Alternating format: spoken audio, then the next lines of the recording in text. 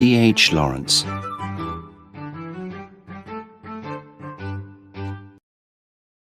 Chapter 1. Two Brothers. The two large fields lay on a hillside that looked south. Most of the hay was already cut, and in the bright sunlight the fields were now golden green. Across the hill, halfway up, was a high hedge, and they were building the haystack just above this hedge. It was a tall haystack, a great untidy thing standing high above the hedge, but the hay itself was light and silvery in colour, and looked as soft as a cloud. Not far away was another finished haystack. The empty wagon was going downhill, and in the far corner of the bottom field, where the hay was still uncut, the full wagon was just beginning its slow journey up the hill to the haystack. The haymakers worked on, cutting the tall hay, while the wagon climbed the hill. The two brothers, on top of the haystack, were having a moment's rest, waiting for the full wagon to arrive. They stood up to their knees in the soft hay, while above them the golden sun burned down, and all around them was the hot, sweet smell of the silvery hay. The only two things in the world were hay and sun. Morris, the younger brother, was a good-looking young man of 21. He was strong, full of life, with a quick, bright eye and a ready smile.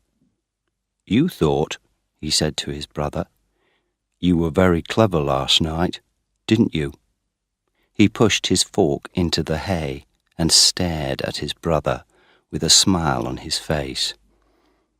No, I didn't," replied Geoffrey. He turned away, frowning. He was a tall, heavy young man, a year older than Morris. He was full of strong feelings, but they burned silently inside him. He could never find words to say. He could never look anybody in the eye. He always thought the world was looking at him and laughing. "Oh, you did. I know you did," Morris laughed. "It was your turn to sleep in the hayfield last night, but you went and hid yourself, so I had to go in your place." "I didn't hide myself," said Geoffrey angrily. "Father sent me to get some wood." Oh, yes, laughed Morris. "But you don't know, do you? You don't know what happened last night, up here in the hayfield." He laughed again, and threw himself down on his back in the hay. He put his arms across his face and lay there, smiling and remembering the night before. Geoffrey leant on his fork and stared out over the fields.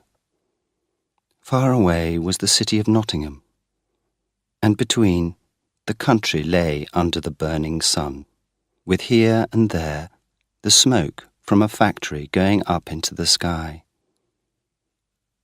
Geoffrey looked down again into the hayfield, at the wagon slowly climbing the hill to the haystack. "Hurry up," he thought. "Hurry up."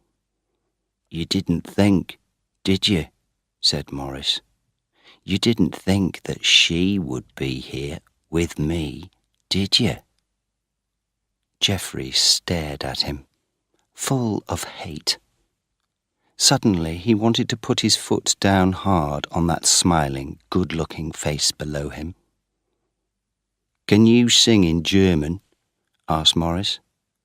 "Do you know how to kiss a German girl? Do you know how soft her neck is?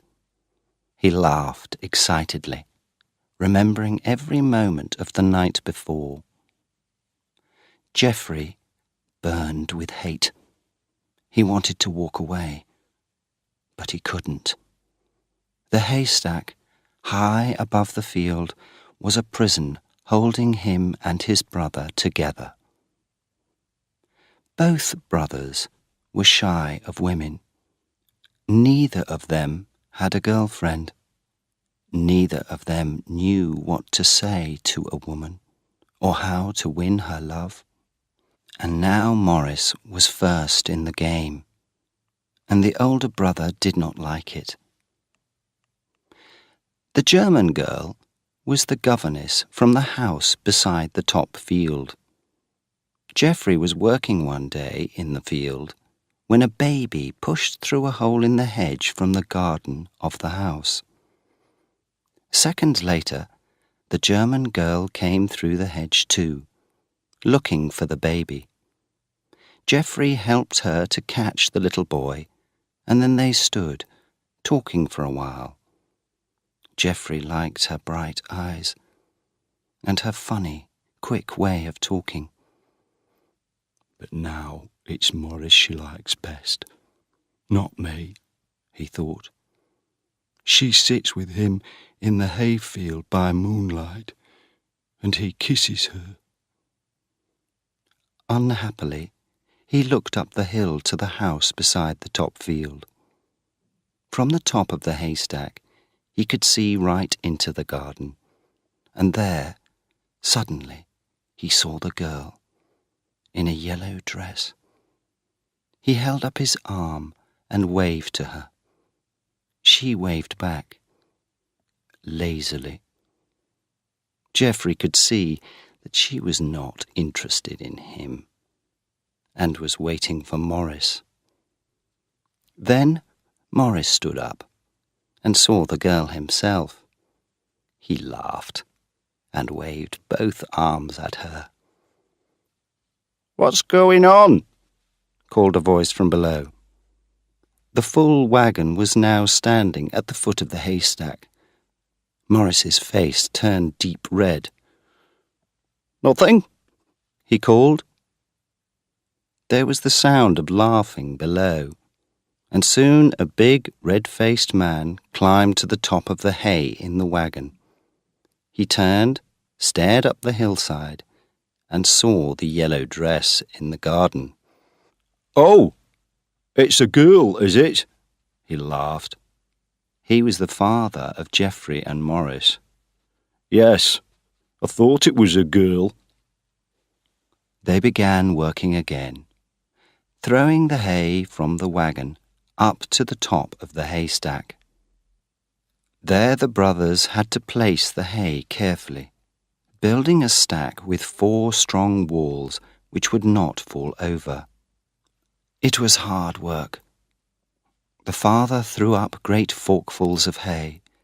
Geoffrey then passed them along to Maurice, who built up the haystack's walls.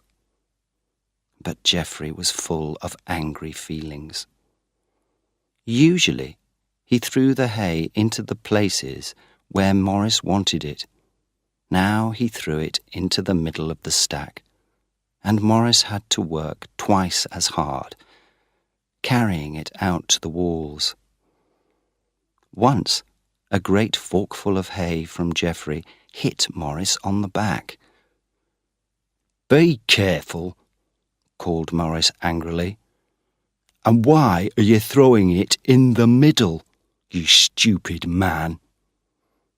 "I'll throw it where I like," answered Geoffrey. They worked on, both brothers angry now. They got hotter and tireder, and still the hay came up from the wagon below. "There, that's the end," the father called at last from the wagon. Geoffrey threw the last forkful into the middle of the stack, then stood still, watching Maurice. "This side wall isn't very strong," came the father's voice from below. "You must build it up more." No, it's fine, called Morris crossly.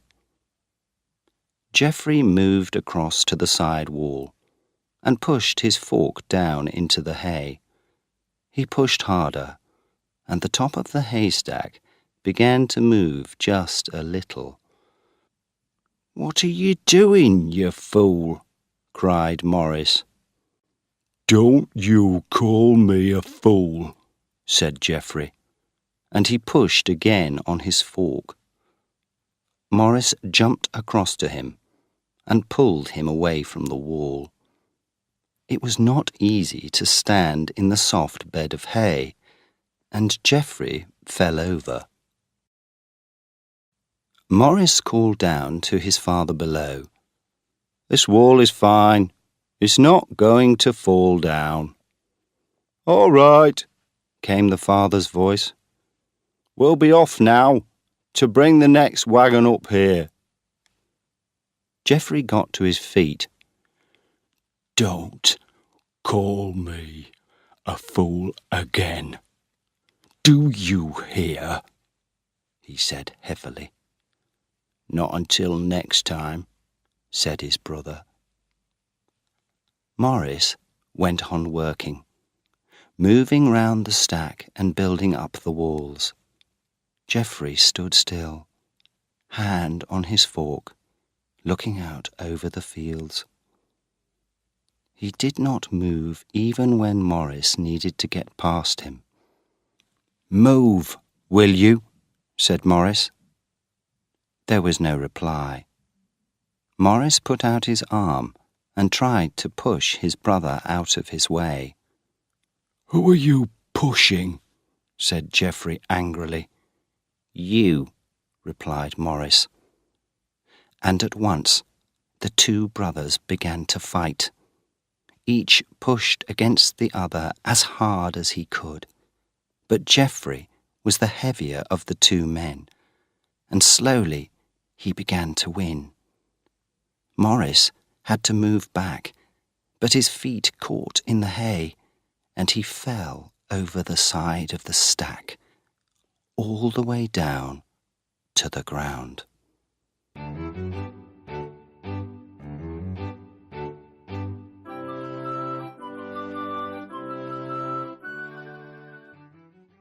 Chapter 2. The German Girl. Geoffrey's face turned white. He heard the fall. He stood still, listening. He could hear no sound from below. He could hear no sound at all, anywhere. Then he was filled with sudden terror. "Father!" he shouted in his great deep voice. "Father! Father!" The cry rang across the fields. Men came running from the bottom field, and a girl ran down across the upper field. Geoffrey heard her strange, wild voice. "Ah!" she cried out. "Ah! Are you dead?" On the top of the stack, Geoffrey did not move or speak. He was too afraid to go down, too afraid even to hide in the hay. He listened to the voices below. First to arrive was his older brother, Henry. Then came his father and Bill, one of the farm workers. "What's the matter? What's happened?" "Oh, no." That was his father's voice. They were all silent for a few seconds. Then came Henry's voice. "He's not dead. Look, he's opening his eyes." Geoffrey heard, but he was not pleased. Half of him wanted Morris to be dead. "If Morris is not dead, and only hurt, what will he say about me?" he thought. "And what will Mother say? I can never look anybody in the face again." He felt lonely and afraid. Down below, on the ground, the German girl was crying and laughing at the same time. "No, he's not dead. No, he's not dead. No." "He can't speak. He needs some water," said Henry. "Yes, somebody must run and get some," said the father. "Bill, you go. The vicar's house is nearest." Bill ran up to the vicar's house, beside the top field, where the German governess worked. Soon he came back, followed by the vicar. Morris drank a little water and began to make noises, trying to speak. "What happened to him?" asked the vicar.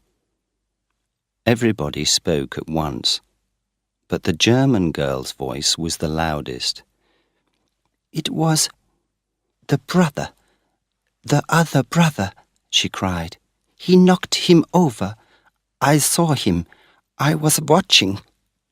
"I don't think so," said the father to the vicar. Then he got down next to Morris, who was still making little noises. "Where does it hurt, boy, eh?" he asked, worried. "Wait a bit," said Henry. "Wait until he can speak." "Has he broken anything?" asked the vicar. "He was lucky," said the farm worker Bill. "Lucky to fall on this bit of hay and not the hard ground." Morris could speak a little now, and the father asked him, "What were you doing, boy? Were you playing around with our Geoffrey?" "Yes, and where is he?" On top of the stack, Geoffrey stood like a stone. "I'll have a look on the stack," said Henry. Geoffrey did not want his big brother to come up on the stack, so he climbed down, and at the bottom of the ladder stood like a criminal, looking at the ground. "What were you doing?" asked Henry's cold voice. "I don't know. Nothing," Geoffrey said. "But I saw him," cried the governess. She was sitting on the ground, holding Morris in her arms. "He knocked him over the side. Poof! Like that." Henry looked from one brother to the other. "No, girl," whispered Morris, smiling up at her. "He wasn't near me. I just fell over the side." "Oh!" cried the girl, not understanding. "You just made a mistake," said the father. "That's all." "Oh, no," she cried. "I saw him." Her name was Paula Jablanowski, and her family came from Poland. She was 20 years old, quick and light as a wildcat, with a strange, wild way of laughing. She had bright blue eyes and short golden hair. Everybody could see that the vicar hated her. Morris's face was still white, but he lay smiling happily in the girl's arms. She smiled down at him with her quick, bright smile. Her English was not very good, but there are stronger things than words. "You say what you like," she laughed. "About your brother? About anything. Perhaps you need to go back to the children now," the vicar said to her, frowning a little. "I will go soon," the girl said. She smiled at Morris again. "You want to get up now?" she asked softly. I'm not in a hurry, Morris said, smiling happily. She's leaving us soon, the vicar whispered to the father. My wife really doesn't like her. Why, is she? Like a wild thing. She won't do what we tell her. Morris decided to get up, and the girl helped him with her strong arms. You are well, she cried happily. Yes, I'm all right, he said. The fall knocked the breath out of me, that's all. After a moment, he walked a few steps. See, father, he laughed. I'm fine now. Fine, fine, the girl said, her eyes shining. Morris laughed and touched her face gently. Don't worry. She's going at the end of 3 weeks, the vicar said quietly in the farmer's ear.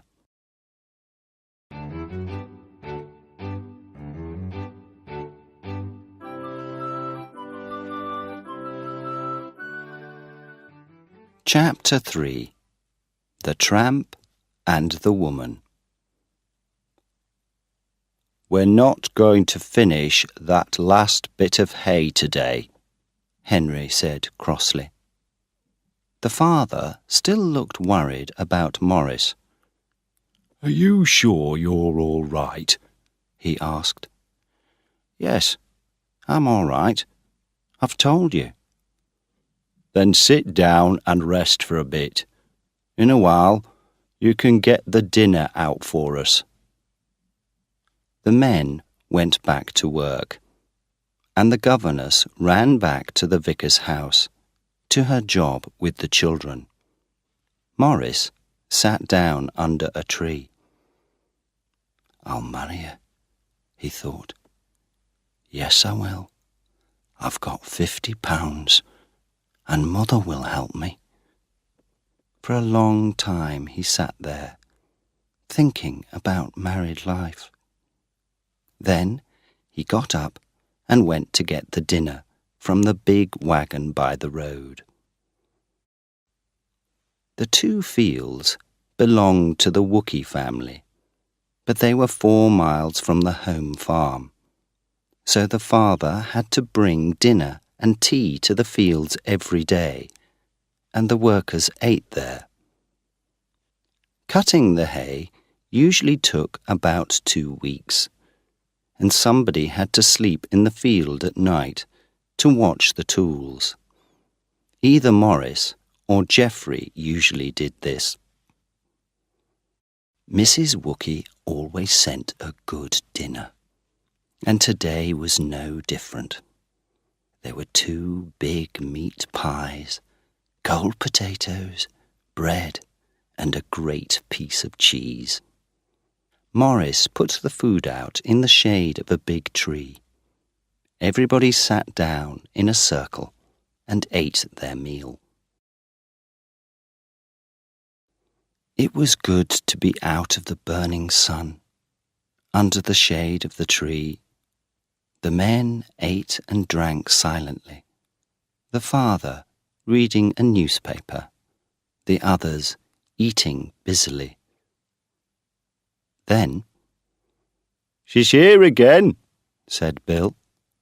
Everybody looked up. Paula was coming across the field, carrying a plate. She's bringing something for you, Morris, said Henry, laughing at him. Morris was halfway through a great piece of meat pie and some cold potatoes. The father laughed too. Put that away, Morris. She'll want you to eat what she's brought for you. Give it here, said Bill.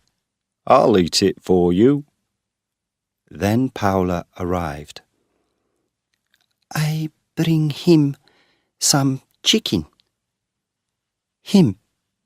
She gave Morris a bright smile. Morris's face turned deep red, and everybody laughed aloud. The father felt sorry for his shy son.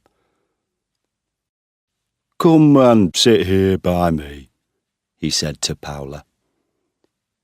"Thank you," said Paula happily. She sat down next to the father and smiled at him. "My name," she said, "is Paula Jablanowski." "Paula what?" said the father. The other men laughed. "Paula, eh? Strange kind of name. My son's name is "Morris, I know." She said the name sweetly, and Morris's face turned an even deeper red. "Tell me about yourself," the father said to the girl. "I come from Hanover, in Germany," she said. "My father is a shopkeeper, and I ran away from home because I didn't like him. I went to Paris, and I worked in a girls' school there." "Did you like it?" "Oh, no, it was so boring. Nothing to do." "And do you like life in England?" said the father. "No, no. The vicar and his wife. No, no, no."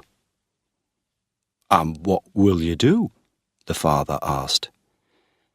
"I will go to London, or to Paris, or get married." She laughed into the father's eyes. The father laughed too. "Get married, eh? Who to?" "I don't know. I am going away." "Do you think you'd like making butter and cheese?" "Oh, yes." She smiled her quick, bright smile, and her eyes shone. "I think she'd like anything different from her life now," said Henry. He heard a noise and looked round. "Hello, who's this?" he said. A tramp was crossing the field towards them. He was small, thin, and dirty, with mean little eyes. "Have you got a bit of work for me?" he called out. "A bit of work?" said the father. "Can't you see that we've nearly finished these fields? And you don't know anything about haymaking," said Henry coldly. "I'm a hard worker," said the tramp. His small eyes looked from father to son and back again. "Well, we've got no work for you," said the father. "But you can have a bit of something to eat if you like." "Yes, I would," said the man. They gave him the last piece of meat pie. He ate it quickly, hungrily. "That was good," he said. He did not go away, so they gave him a piece of bread and cheese. Then he asked for a drink of water.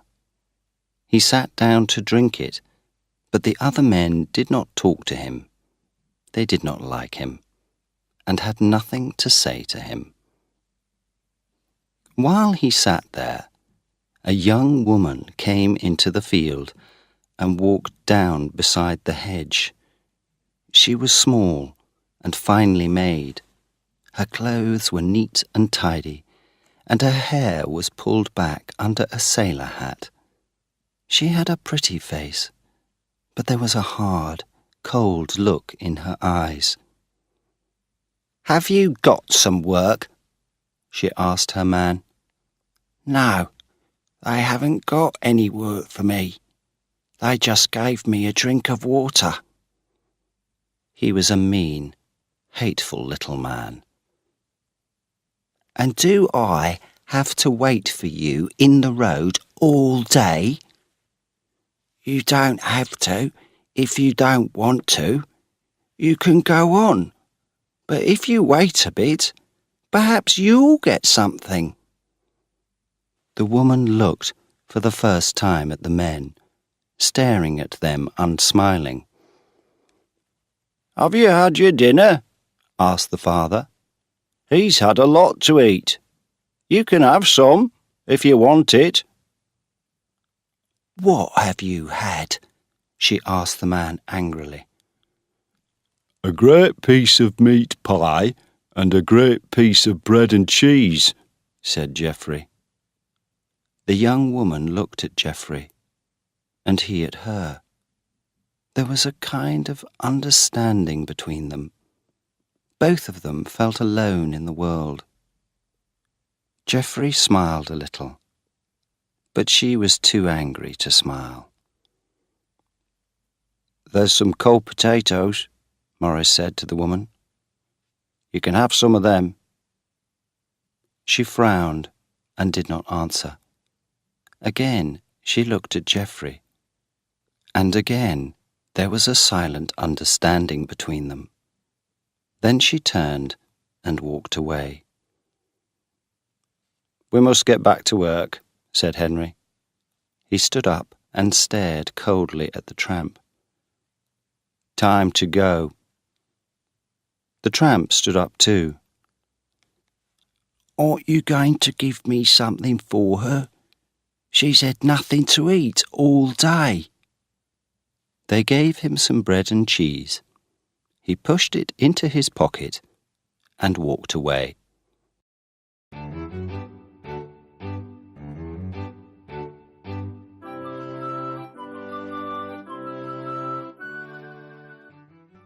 Chapter 4.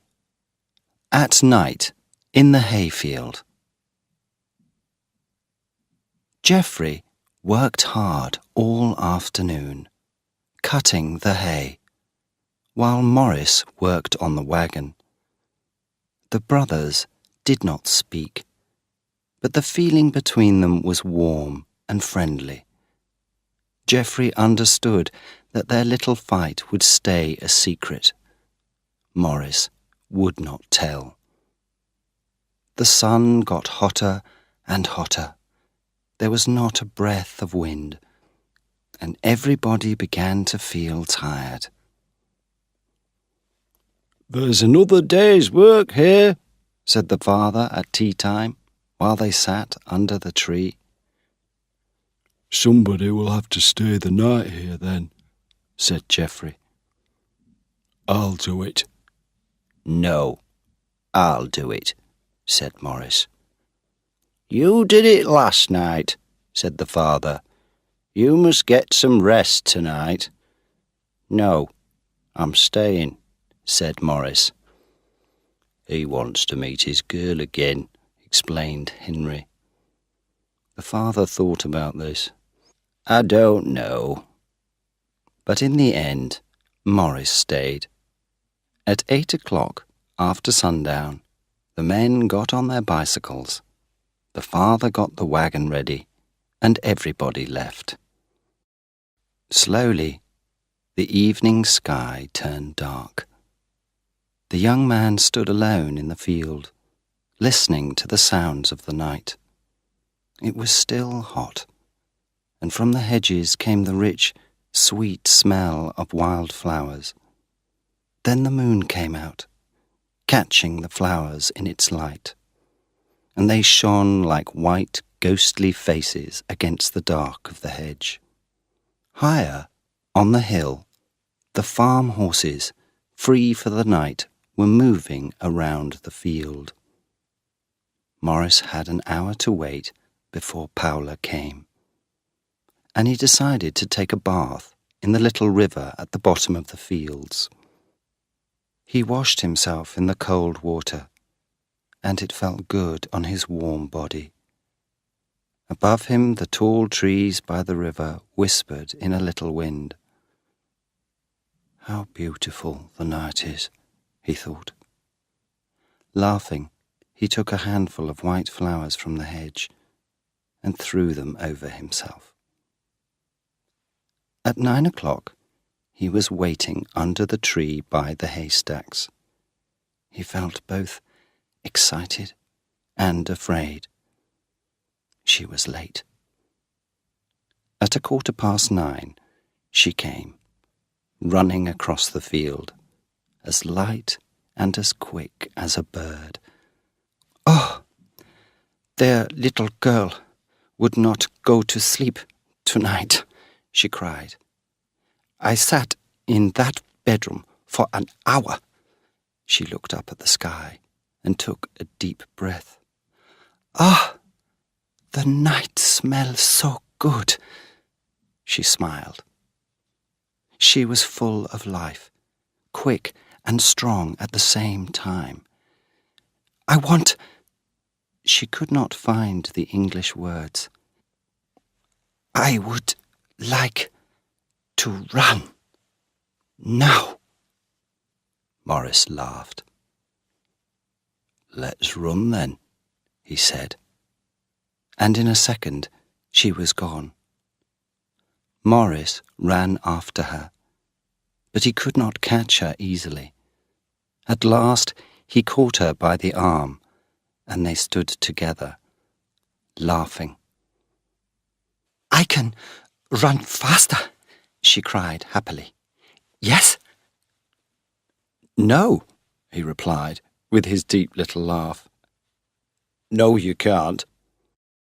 They walked on across the field, and then suddenly saw the 3 farm horses in front of them. "We ride a horse?" she said. "Now?" said Morris. "In the dark?" "Yes, yes," she cried. "In the dark." Morris caught one of the horses, put the girl on the horse's back, then climbed up in front of her. She put her arms round his waist. The horse walked uphill, and at the top they stopped and looked round. Clouds were moving across the sky, hiding the moon and the stars. The night lay across the fields and hills like a great dark carpet, with here and there the little lights of a house or a farm. Morris could feel the girl's warm arms around his waist. "Do you want to go back now?" he asked. "I stay with you," she answered softly. Morris gave a little laugh. He wanted to kiss her, but he was afraid to. The horse moved under them. "Let the horse go fast," said Paula. "Fast." "All right then," Morris said. He hit the horse's neck. "Come on, boy, let's go," he cried. And away they went, down the hill, faster and faster. It was a wild, dangerous, exciting ride. Morris held onto the horse with hands and knees. Paula held onto Morris, her arms around his waist, and her face against his strong, warm back. At last, the horse came to a stop. Paula half fell off its back, and Morris quickly jumped down beside her. They were both laughing and excited by their wild ride. And suddenly, he had her in his arms and was kissing her. They did not move for some time. Then silently, arm in arm, they walked to the haystacks. The sky was now dark and heavy with cloud. Morris looked up and felt a drop of rain on his face. "It's going to rain," he said. "I'll have to put the cover on the new stack." He left Paula and went to the shed in the corner of the field. He pulled out the big, heavy cover and pulled it across the ground to the stack. "What are you going to do?" asked Paula. "Put it over the top of the stack," to keep the rain out." "Ah," she cried. "Up there?" Rain began to fall. It was very dark between the two great buildings of hay. Morris put the long ladder up the side of the stack, and Paula stared up at the black wall of hay above her. "You carry the cover up there?" she asked. "Yes," said Morris. "I must help you," she said. And she did. Morris went first up the ladder, carrying one end of the cover, and Paula climbed up behind him, carrying the other end. While they were climbing up the ladder, a light stopped on the road by the top field. It was Geoffrey on his bicycle, coming to help his brother with the cover for the haystack. Silently, he pushed his bicycle across the field to the shed. He was afraid to call out. If his brother was with the German girl, he did not want to surprise them together in the dark. There was no one in the shed. He walked across to the stacks and was nearly there when he heard a noise. The ladder was slowly falling down the side of the stack. It hit the ground with a bang. "What was that?" He heard Morris's voice from the top of the stack. "Something fell," came the voice of the German girl. Morris lay down and looked over the side of the stack. "It was the ladder," he said. "We knocked it down when we were pulling the cover up." "We're in prison up here?" the girl said, excited. "Yes, but if I shout, they'll hear at the vicar's house." "Oh, no," she said quickly. "I don't want to," he replied, with a short laugh. He began to pull the cover across the top of the stack. Down below, Geoffrey moved quietly round the corner of the second haystack. He did not want them to see him. He heard Morris's voice again. "One good thing, we won't get wet. We can sit under the cover." "Morris," said the girl. She sounded worried. "What is it?" he said gently. "You'll be all right. Look, the cover's on now. We can sit under this corner." "Will I be all right, Morris?" "Of course you will. But do you want to go back to the vicar's house? Shall I shout for somebody?" No. I don't want to go back." "Are you sure?" he asked. Yes, I am sure," she laughed.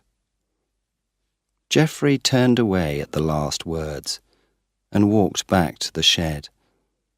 The rain was now falling heavily. He felt miserable and lonely. In the shed, he took the lamp off his bicycle and shone it round the walls. All the tools lay in one corner, and there was a big wooden box and a deep bed of hay. He put the lamp out and threw himself down on the hay. "I'll put the ladder up for them later," he thought. He lay there, thinking about his brother's luck and the German girl, with her strange ways and her quick, bright laugh. Why does she like Morris? Why doesn't she like me? No woman will ever love me, he thought miserably. I'm too slow. I don't have the words.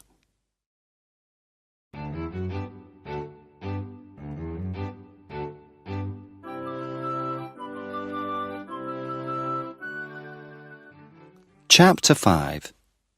A Meeting in the Dark.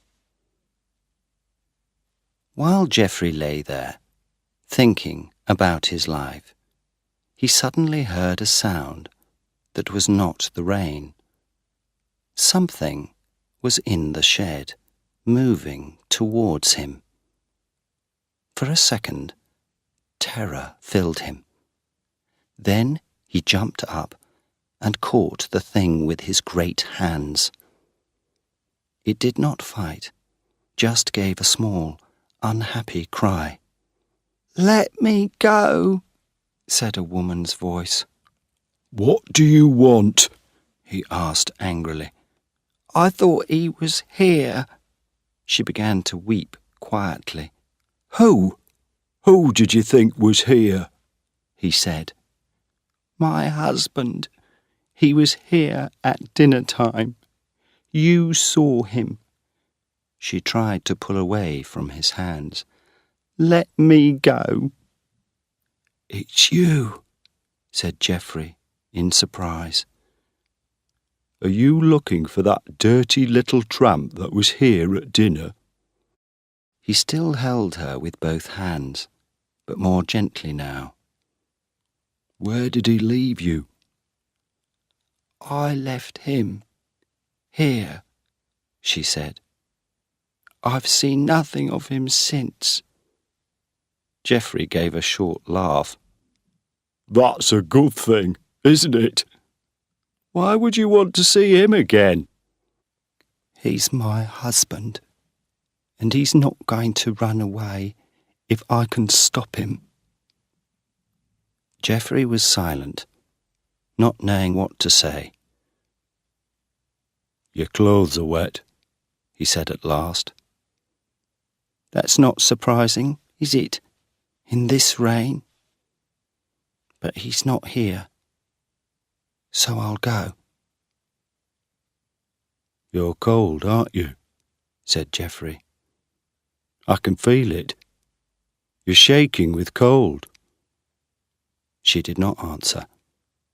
He did not know what to say. "Wait a minute." He found his bicycle lamp, lit it, and shone the light on her.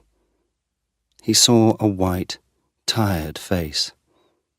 Her old sailor hat and her brown coat were black with rain.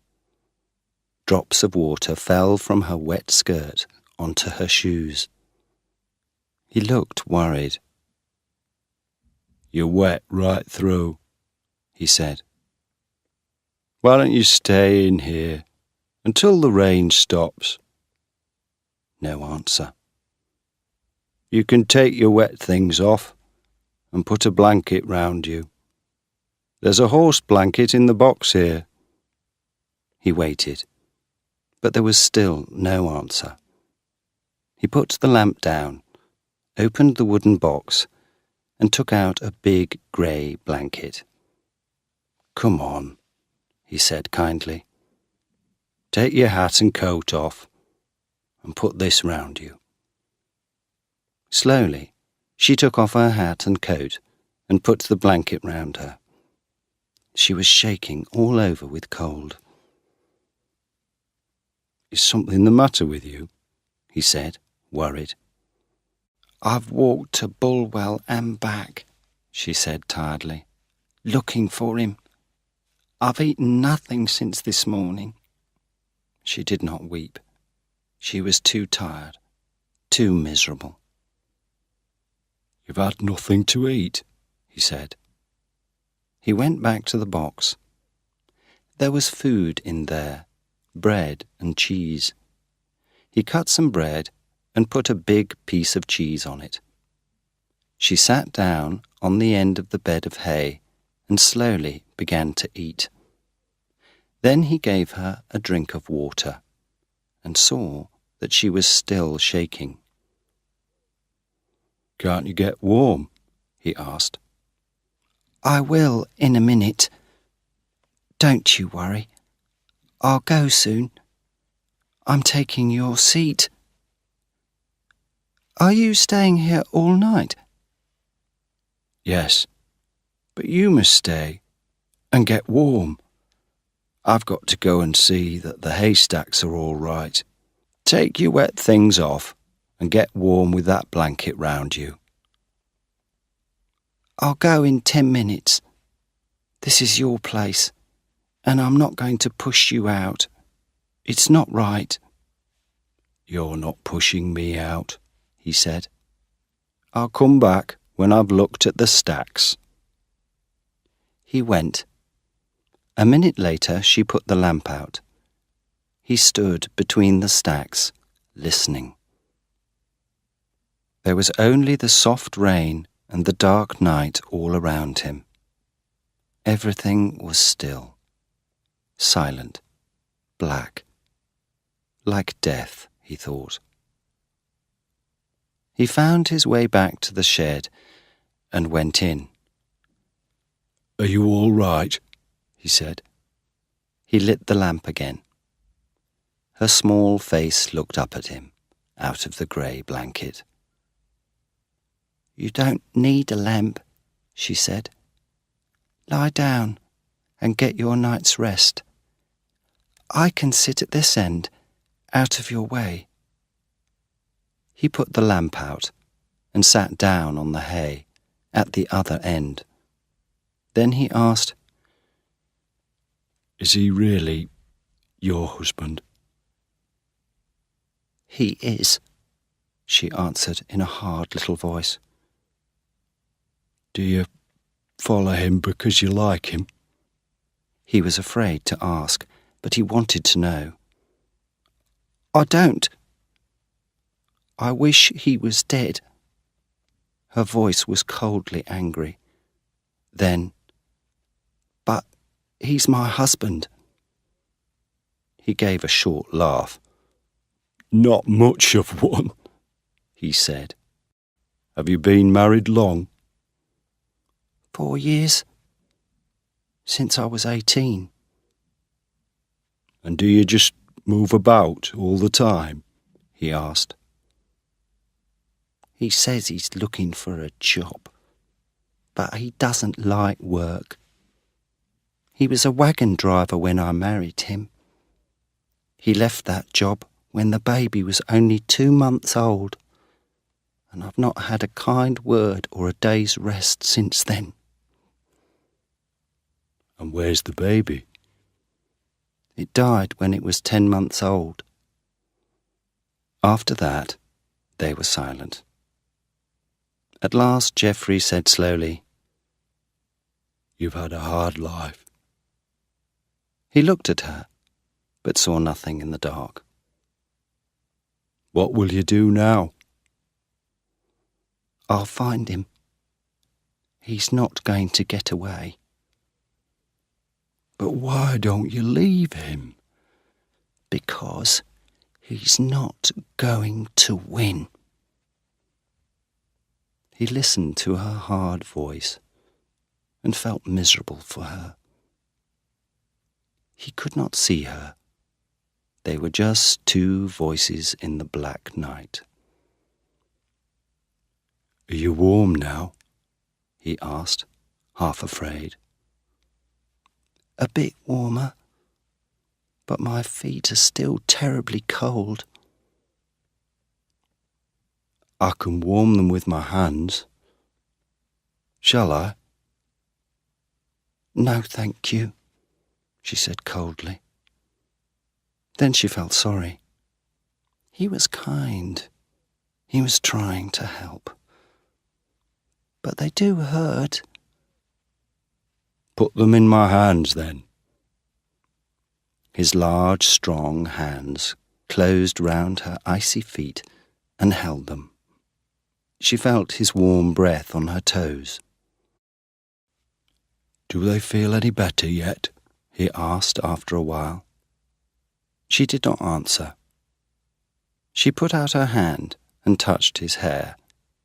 His hand came up to find hers, but found her face, which was wet with tears. Gently his fingers followed the tears down her cheeks. "What's the matter?" he said in his slow, deep voice.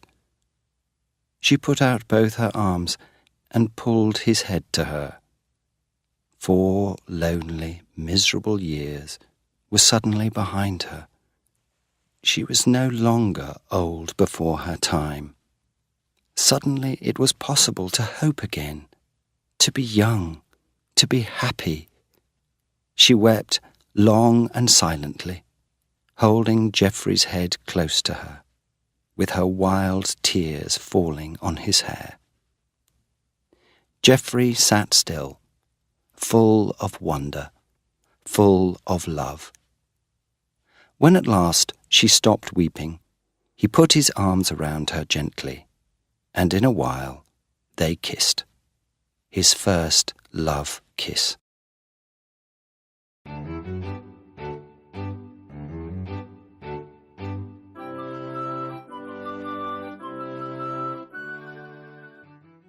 Chapter 6.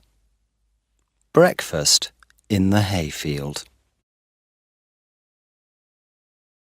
When Geoffrey woke, a cold morning light was coming into the shed. Outside, a heavy mist lay across the field, hiding the trees and the hedges. The woman was sleeping in his arms, and he held her gently, staring out into the mist, still full of wonder and love. He would never be afraid or lonely again with her beside him. Then he looked down at her and saw that she was open-eyed, watching him. She had golden brown eyes that immediately smiled into his. He also smiled and softly kissed her. After a time, he asked shyly, "What's your name?" "Lydia," she said. "Lydia," he said slowly, liking the sound of it. "My name's Geoffrey. Geoffrey Wookie." She smiled at him, and for a while they were silent. "We couldn't get married, could we?" he asked. "No." He thought deeply about this for some time. "Would you go to Canada with me?" "Perhaps you'll think differently in 2 months' time," she replied quietly. "I'll think the same. I won't change," he said, hurt. She watched him. She would not push him, would not hurry him. She would stay with him, but he must decide. He must do what he wanted. "Haven't you got any family?" he asked. "A married sister at Crick. I can go there, if you want me to. I'll get a job on a farm, perhaps. And then, in the spring, we'll go to Canada. You will come with me, won't you?" he said hopefully. "When the time comes." She did not trust him yet, and he understood why. "I'll give you some money before you go to Crick," he said. "You'll go past our farm on your way." "I don't need it. I've got some money." Her answer worried him. Perhaps she didn't need him or his help. He began to feel afraid. "Can I write to you? What name shall I use?" "Mrs. Breeden." "Your married name," he said with a short, hard laugh. "I'll never see you again, will I?" She put her arms round him and held him. There were tears in her eyes, but he was still worried, unsure. Outside, the mist was getting thinner. He remembered Morris then, and told her about him. "Oh," she said, "you must go and put the ladder up for them. You must." "All right, but wait here and see Morris. Then I can tell him about us." She agreed to wait, and he went out to the haystack. There was no sound from above, and he could see nothing. He put the ladder back up in the same place, and then went along the hedge, looking for firewood. Then he heard Morris's voice. "Well, look at that." "Look at what?" That was the girl. "The ladder." "Oh, you said it fell down." "It did," said Morris. "Well, I heard a bang, and I couldn't see the ladder or feel it." "You said it fell down, and it wasn't true." "It was true," he began. "Not true, not true," she cried. "You are bad, a mean person. Mean, mean, mean." She was wildly angry. "All right, then." Morris was also angry now. "Are you coming down?" "No, I will not come with you. You are mean. You tell me untrue things. I don't want you." Geoffrey, looking through the hedge, saw Morris on the ladder. He climbed down, then stood at the bottom. "Come on, I'll hold the ladder for you," he called. "No," she cried, like a wild cat. He waited for a while, but she did not come. "Then stay there till you're ready," he said quietly, and walked away. On the other side of the stack, he met Geoffrey. "What are you doing here?" he said. "I've been here all night," Geoffrey replied. "I came to help you with the cover, but the cover was on, the ladder was down, and I couldn't find you." "Did you put the ladder up?" "Yes, I did it just now." Morris stood still, thinking. Geoffrey tried to find the words to tell him about Lydia. He began, stopped, began again, and at last told the story of his night. "Oh," said Morris. He began to smile. "The man is nothing, just a tramp, but she's different," said Geoffrey. He wanted Morris to understand. "You please yourself, what you do," said Morris. He was quiet, worried, not like himself. "What's the matter?" asked the older brother. It was strange to see Morris like this, and for once Morris was not laughing at him. "Nothing," said Morris. They went together to the shed. The woman was putting the blanket away in the box. She was washed and tidy, and looked very neat and pretty. "Hello," said Morris. He smiled shyly. "It was good you found somewhere to get out of the rain last night." "Yes," she replied. "Can you get more firewood?" Geoffrey asked him. It was a new thing for Geoffrey to ask Morris to do something. Morris agreed and went out into the field. He did not go near the stack, afraid of meeting Paula. At the shed, Geoffrey was making a fire, while Lydia got out coffee and bread from the box. Breakfast was nearly ready when Paula arrived. She had no hat on. There were bits of hay in her hair, and she was white-faced. She did not look her best. "Ah, you!" she cried, seeing Geoffrey. "Hello," he answered. "You're out early." "Where's Morris?" "I don't know. He'll be back soon." Paula was silent. "When did you come?" she asked. "Last night, but I didn't see anybody. I got up just now and put the ladder up, ready to take the cover off. Paula understood and was silent. When Morris returned with some wood, she was warming her hands at the fire. She looked up at him, but he would not look at her. Geoffrey met Lydia's eyes and smiled. Morris held out his hands to the fire. "You are cold?" asked Paula softly.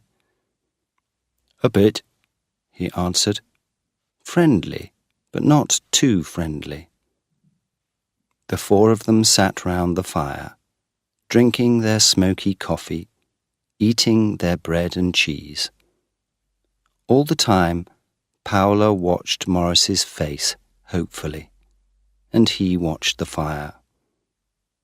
He was gentle, but he would not look at her, and Geoffrey smiled and smiled at Lydia, who watched him with her golden brown eyes and did not look away. The German girl got back into the vicar's house that morning, and her night out in the hayfield stayed a secret. A week later, she was engaged to Morris, and when her last 3 weeks with the vicar's family were finished, she came to live at the Wookey farm. Geoffrey and Lydia stayed true, one to the other.